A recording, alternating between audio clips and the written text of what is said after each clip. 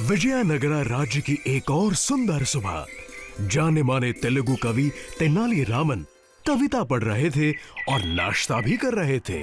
फिर जब दुष्ट राक्षसी ने देखा खिला हुआ राम जी का मुख तो उसने तुरंत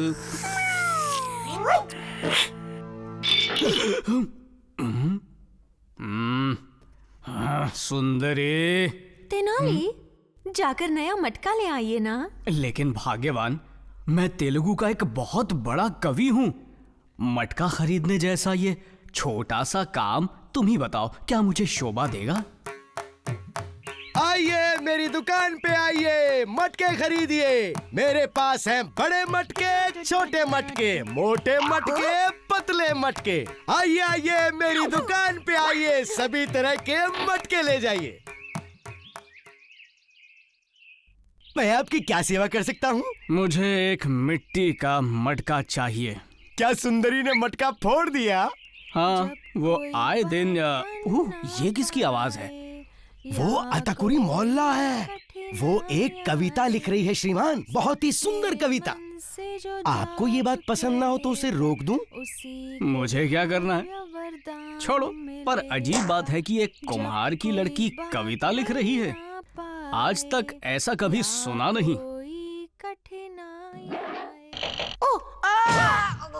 सलाहकार, बड़े मेहमान, हमेशा बढ़ती रहेगी आपकी शान। मैं तो हूँ मासूम और नादान। ये तुम क्या कर रहे हो? मैं कविता लिख रहा हूँ। मुझे आज प्रेरणा मिली, वो भी कविता पढ़ती हुई एक कन्या से। कमाल के शब्द थे उसके। तेनाली भी उसके शब्द सुनकर खुश हो गया था। रामन, उसने भी उस कन्या की कविता सुनी? हाँ, वो सुनकर दंग रह गए, आश्चर्य में पड़ गए।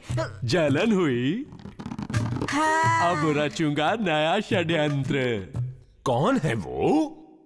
एक कन्या है महाराज, वो आपको अपनी कविता सुनाना चाहती है। हाँ? क्या कविता? उसे अंदर आने दो। आगे आओ बालिके। महाराज की जय हो। मैं हूँ अतुकुरी मौला। मैंने एक कविता लिखी है। अगर आप मुझे उसे दरबार में सुनाने का मौका दें तो बहुत बड़ी कृपा होगी। कविता किस बारे में है? रामायण मेरे अपने शब्दों में। तो फिर ठीक है, आज शाम में उसे सुनना चाहूंगा। धन्यवाद महाराज। मजा आएगा, है ना रामन? जी हाँ महाराज, अब आज्ञा चाहूंगा। जल गए। एक कुम्हार की बेटी जो अच्छी कविता लिख सकती है। सबसे बढ़कर ये बात कि वो तेलुगु में कविता लिख सकती है। लेकिन तुम्हारे बारे में तो कहते हैं कि तुम तेलुगु कविता के विद्वान हो। मैंने सही कहा ना रामन? लेकिन लगता है कि अब टक्कर होके रहेगी। इनमें से मैं कौन हूँ? उड़ा लो मजाक, लेकिन मुझे लगता है कि जल्दी तुम्हारा भी मजाक बनने वाला है। मैं उसकी कविता सुनना चाहूंगा। राजगुरु जी, मैंने अपनी कविता की नई पंक्तियां लिखी हैं। सलाहकार, बड़े महान, जब भी आप चलते हैं। जरा रुकिए। मुझे रामन में से जलने की बदबू आ रही है। हमें इस आग में तेल डालना चाहिए। अगर हम किसी तरह रामन के कलाकार को उकसाएं तो वो जरूर कोई गलती करेगा और महाराज का स्नेह खो देगा और हमें इस दुष्ट रामन से छुटकारा मिल जाएगा। मैं सच कहती हूँ, अतकुरी मोला कमाल की कवयित्री है। रामन के दिन तो अब पूरे हो चुके हैं। रामन के दिन पूरे हो गए? वो रामन से कहीं ज्यादा प्रतिभाशाली है।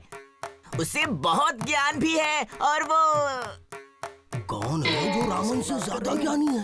वो तो रामन से ज्यादा ज्ञानी है।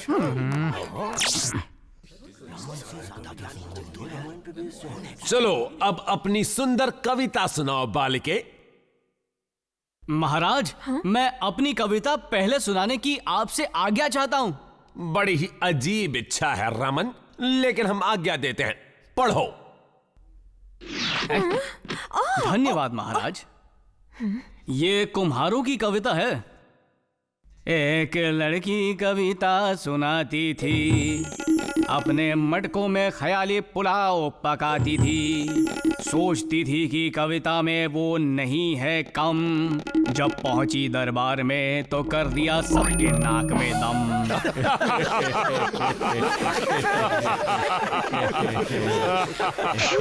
ओ रामन, तुम बहुत ही मजाकी हो। अब अताकुरी की बारी। वो जा चुकी है महाराज। ओह, क्यों वो बुरा मान गई? जी महाराज, तेनाली रामन मोला से जलता है। उसने उसे नीचा दिखाने के लिए पहले कविता पढ़ी। क्या आप दरबार में ऐसा मनोरंजक चाहेंगे जो एक कन्या का अपमान करे? पता नहीं क्या कहूं। अच्छी चाल थी तेनाली, लेकिन खतरा अभी टला नहीं है। कहते हैं उसकी लिखी रामायण बहुत कमाल की है। मुझे उससे कोई खतरा नहीं है।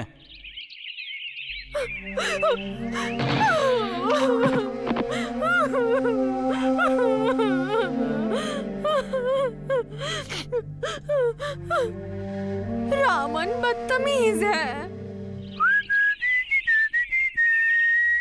ओह, मोला, ये लो सोने का सिक्का। इसके बदले मुझे या तो पक्षी दे दो या फिर जानवर। ये कैसा रहेगा रामन?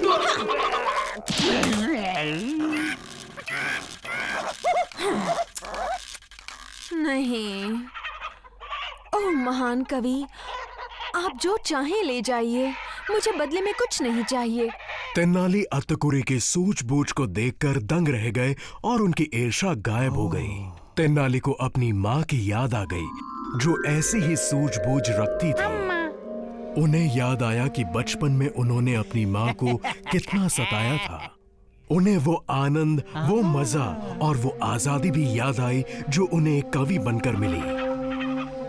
मैंने तुम्हारे साथ गलत किया। तुम मेरी एक बात मानोगी? क्या बात है महान कवि? कृपया दरबार में लौट आओ और सबको अपनी रामायण सुनाओ। फिर तेनाली ने महाराज से अनुरोध किया कि वो अतुकुरी को कविता पढ़ने का एक और मौका दे, और महाराज मान गए। तो इसे कविता पढ़ने का मौका मिल ही गया। जरूर राजगुरु जी, मैंने अपनी कविता लिख ली।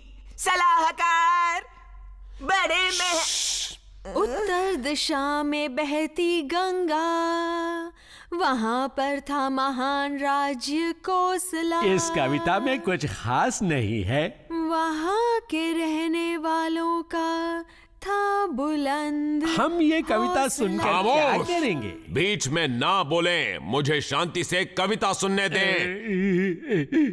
और अतकुरी मौला ने अपनी रामायण पढ़ी और उसे सुनने वाले सभी खुशी से झूम उठे। वाह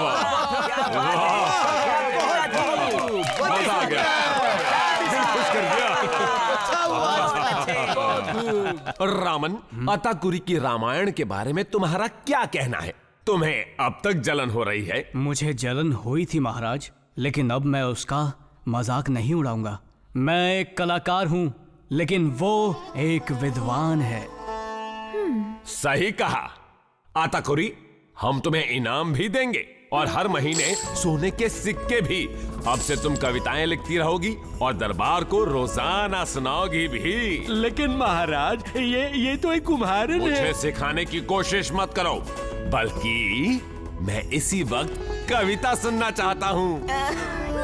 कौन सुनाएगा? सलाहकार, बड़े महान, हमेशा बढ़ती रहेगी आपकी शान। आपके सामने क्या बोल, आप तो है सबसे गोल मटोल।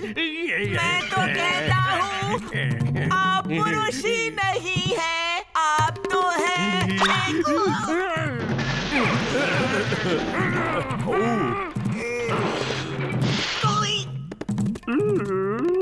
बल्कि एक महापुरुष।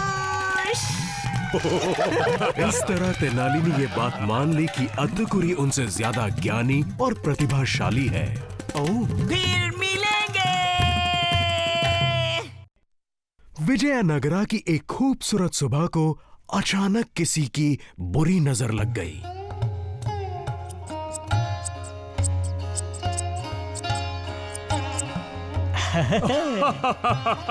ओ तेनाली,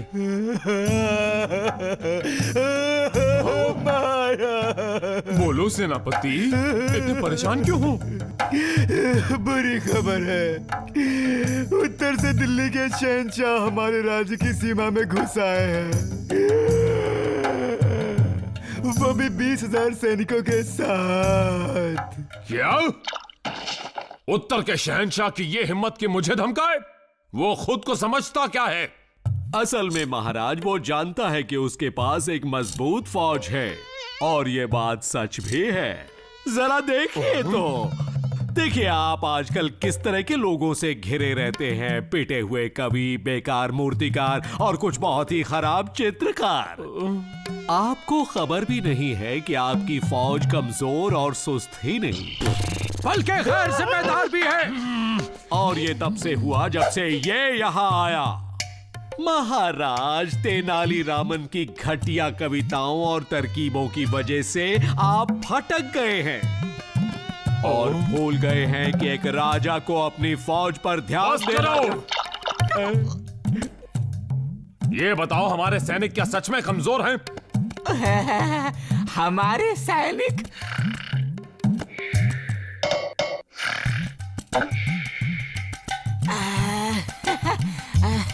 मेरे लड़ाकू हाथी?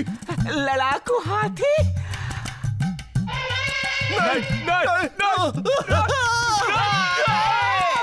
मेरे बेहतरीन तीरंदाज? कुछ खास नहीं। ये कैसे हो सकता है? जब मेरी फौज में ही दम नहीं, तो मैं उनसे क्या मुकाबला करूंगा? मैं अपना राज्य खो दूंगा। ऐसा कुछ नहीं होगा महाराज। मैं जाकर शहंशाह से बात करता हूँ, हो सकता है बात करने से सब ठीक हो जाए। आप इसे कैसे भेज सकते हैं? यही तो इस सब के लिए जिम्मेदार है। मैं तो कहता हूँ कि राज्य की सेना को कमजोर बनाने के षड्यंत्र के लिए इसे खत्म कर दिया जाए। खामोश राजगुरु, जब देखो शिकायत करते रहते हो। मक्खी मारो, मुझे नहीं। इन पर ध्यान मत दो। रुक जाओ, मैं तुम्हें छोड़ूंगा नहीं। आगे जाओगे कहाँ? जल्दी जाओ रुको। और मेरे राज्य को बचा लो। अपने कंधों पर पूरे राज्य को बचाने की जिम्मेदारी का भार उठाकर तेनालीरामन बिना झिझक के शहंशाह से मिलने चल पड़ा। ये कौन आ रहा है? मैं विजयनगरा के महाराजा कृष्णदेवराया द्वारा भेजा हुआ एक मामूली दूत हूँ। उन्होंने आपके लिए शांति का प्रस्ताव भेजा है, ओ उत्तर के महान शहंशाह। शांति? हाँ, अब आएगा मजा। कहाँ पर है? ये आप क्या कर रहे हैं? समझौता कर रहे हैं? बिल्कुल नहीं, हम तो जंग से पहले इनके साथ खिलवाड़ करना चाहते हैं। मैं ऐसी मांग रखूंगा जिसे वो कभी पूरा नहीं कर पाएंगे, और फिर हम हमला कर देंगे। ठीक है, तो सुनो, अगर तुम्हारे महाराज शांति का प्रस्ताव रख रहे हैं तो हम उसे ठुकराएंगे नहीं, लेकिन हमारी भी कुछ शर्तें हैं। तुमने वो महान गाथा पढ़ी है, महाभारत? जी शहंशाह, वो एक बहुत बड़ी गाथा है जिसमें 18 पर्व और हजारों कविताएं हैं। बहुत अच्छे दूत, जितने ना समझ दिखते हो उतने हो नहीं। तो सुनो, तुम्हें एक नई महाभारत लिखनी होगी और इस नई कहानी के नायक हम होंगे। तुम्हें उसे 1 हफ्ते में पूरा करना होगा और उसमें हमारी, सिर्फ हमारी ही हुकूमत की तारीफ होनी चाहिए। अगर तुम कामयाब हुए तो हम शांति का प्रस्ताव कबूल कर लेंगे, लेकिन अगर नाकाम रहे तो मेरी फौज तुम्हारे राज्य को तहस नहस कर देगी। अब जाओ, अपने महाराज को जाके हमारी शर्तें बता दो।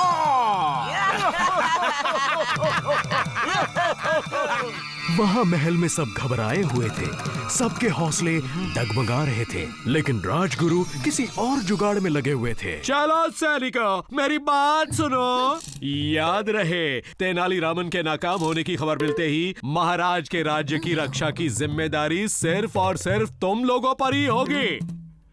तुम्हें मुझे और महाराज को राज्य के पूरे खजाने को साथ ले जाने में मदद करनी होगी।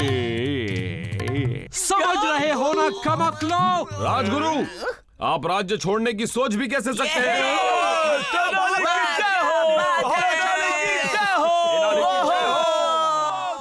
रामन, तुम आ गए। मेरे लिए अच्छी खबर लाए हो ना रामन? तेनाली ने कृष्णदेवराया को शहंशाह की शर्त के बारे में बताया, लेकिन उसके बाद वो और निराश हो गए। रामन, ये क्या कर दिया? ये काम नामुमकिन ही नहीं बल्कि हमें बेइज्जत करने की चाल है, चाल। मेरे इतने मुश्किल वक्त में तुम मेरे लिए एक और नई मुसीबत खड़ी कर आए तेनालीरामन। सब कुछ खत्म हो गया। राज्य को छोड़ने की तैयारी करो, शाही खजाने को जमा करो और तुम मेरे सफर के कपड़े तैयार करो। चलो जल्दी, सब लोग इंतजाम करो, जल्दी। शहंशाह ने मुझे इस काम के लिए पूरे 1 हफ्ते का समय दिया है महाराज, मुझे कोशिश तो करने दीजिए। ठीक है तेनाली, मुझे तुम पर यकीन है। लेकिन याद रहे, इस पूरे राज्य का भविष्य अब सिर्फ तुम्हारे हाथ में है। मैं आपको निराश नहीं करूंगा। बहुत अच्छे दोस्तों, इतना कागज महाभारत के लिए काफी होना चाहिए। लेकिन तेनाली, 1 हफ्ते में तुम इन सभी पन्नों को कैसे भर पाओगे? बस इन खाली पन्नों को पालकी में रख दो, सब पता चल जाएगा। नदी के उस पार उत्तर के शहंशाह ने अपना डेरा डाल रखा था। उनका अहंकार दिन ब दिन बढ़ता जा रहा था। जहांपना, जहांपना, जहांपना, वो दूत पालकी के साथ लौट आया है। उसमें महाभारत तो नहीं होगी?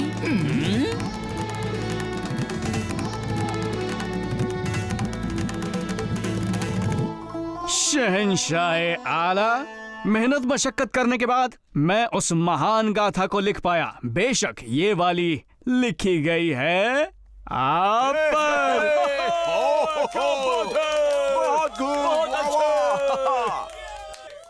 अच्छा, ये बात है, हम सुनने के लिए बेताब हैं। हमें इस महाभारत का पहला अध्याय पढ़कर सुनाओ। जी बेशक, लेकिन पहले मैं इससे ताल्लुक रखते कुछ जरूरी सवाल पूछना चाहता हूँ शहंशाह। पूछो। मैंने आपको कहानी में एक धर्म राजा बताया है जो सिर्फ न्याय करता है। धर्मराज, क्या बात है। मैंने मलिका यानी आपकी पत्नी को बताया है द्रौपदी। बहुत अच्छे। लेकिन इस कथा में द्रौपदी के 5 पति थे। जी हाँ, 5 पति। तो मैं ये फैसला नहीं कर पा रहा हूँ कि बाकी 4 पति कौन होंगे, इसलिए मैंने कुछ पन्ने खाली छोड़ दिए हैं। बस यही पूछना था। 5 पति? मेरी पत्नी के? हाँ, 5 पति। अगर आप उनके नाम मुझे बता दें तो मैं जल्द ही कथा को पूरा कर दूंगा। तो बताइए ना शहंशाह आला।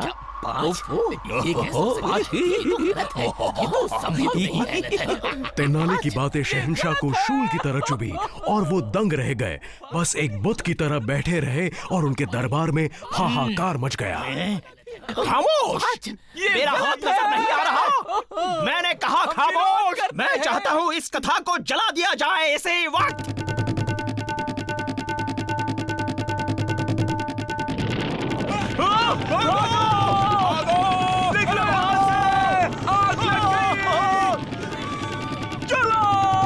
शहंशाह का अहंकार जलकर राख हो गया और वो शर्म से भाग निकले और तेनालीरामन भी महल लौट पड़े ताकि आराम कर सके। वाह तेनाली, तुमने कर दिखाया। शहंशाह आखिरकार शर्म के मारे भाग ही गया और मेरा राज्य अब फिर से सुरक्षित है। और उसकी वजह है सिर्फ और सिर्फ कुछ खाली पन्ने। अच्छा राजगुरु, इस बारे में कुछ कहना चाहेंगे? कमाल हो गया महाराज, मैं जानता था कि ये तरकीब काम करेगी। बिल्कुल।